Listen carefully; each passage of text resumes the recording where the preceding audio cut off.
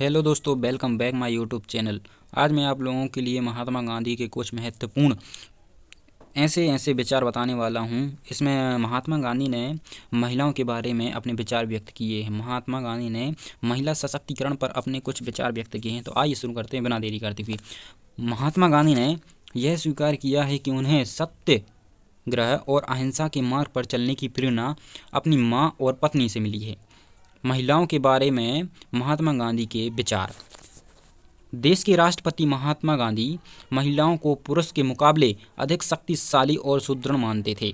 महिलाओं के अधिकारों के मामले में आज भी वातावरण है उसकी नींव गांधी ने बहुत पहले ही रख दी थी। महिलाओं के प्रति उनके ऐसे विचार उनके लेखों तथा व्याख्यान में अनेक बार प्रकट हुए। एक बार महात्मा गांधी ने कहा, अबला पुकारना महिलाओं की आंतरिक शक्ति को दुत्कारने जैसा है। महात्मा गांधी महिलाओं के बारे में स्पष्ट विचार। महात्मा गांधी के स्पष्ट विचार महिलाओं के ऊपर। महात्मा गांधी का कहना था कि मैं बेटे और बेटियों के साथ बिल्कुल एक जैसा व्यवहार करूंगा। जहां तक स्त्रियों के अधिक अधिकार का सवाल है, कोई समझौता नहीं करूंगा। नारी पर ऐसा कोई कानून प्रतिबंध नहीं लगाना चाहिए जो पुरुष पर न लगाया गया हो।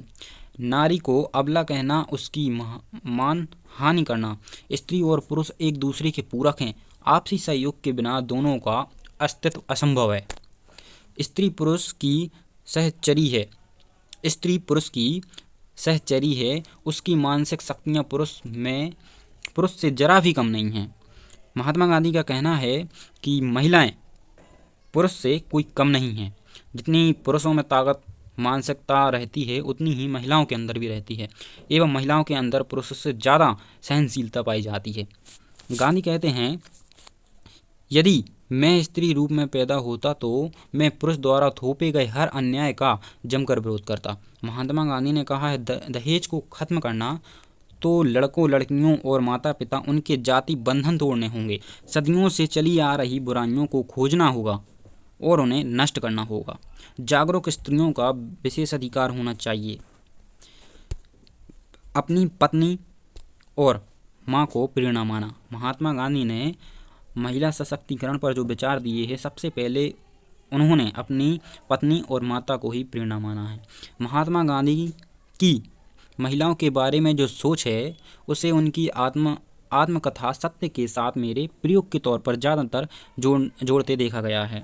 आमतौर पर उस दौर में जो भी उनकी सोच महिलाओं के सशक्तिकरण को लेकर जितनी सुदृढ़ थी, वह इस दौर के लोगों के लिए एक मिसाल है।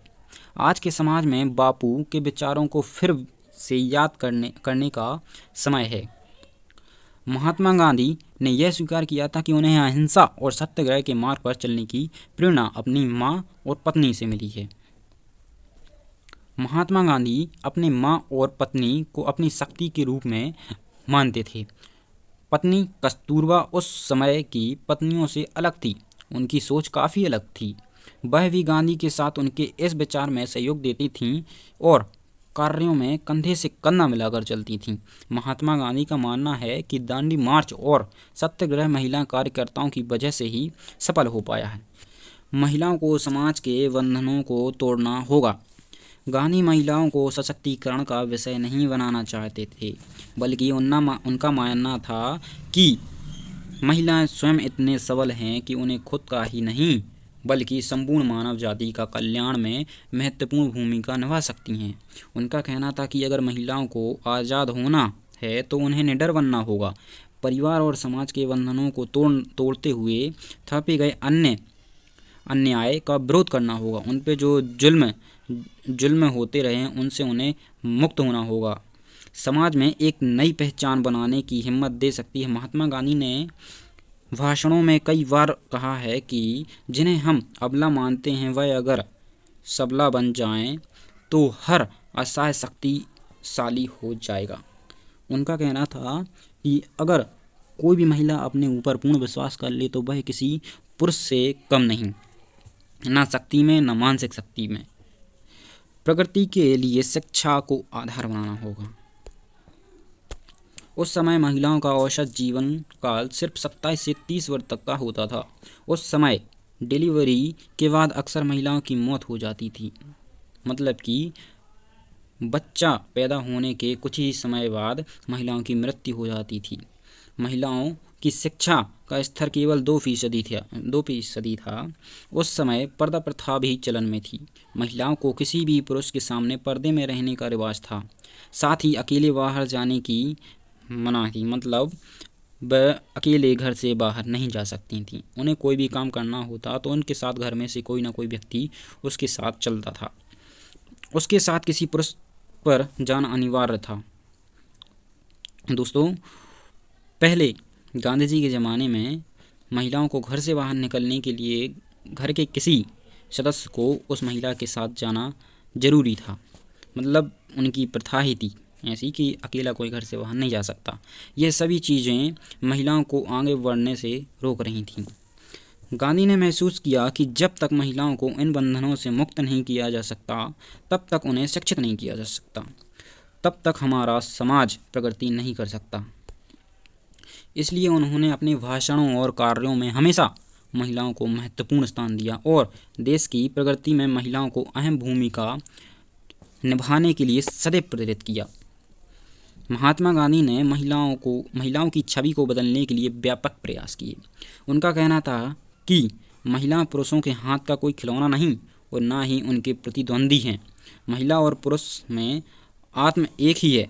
उनका कहना था कि आत्मा एक ही, दोनों के अंदर फिर ये भेदभाव क्यों? और उनके समस्याएं भी एक जैसी थीं। महात्मा गांधी ने महिलाओं के शिक्षित होने पर ज़्यादातर जोर दिया, क्योंकि यही वह आधार था जो महिलाओं को पुरुष के बराबर जाकर खड़ा कर सकता था।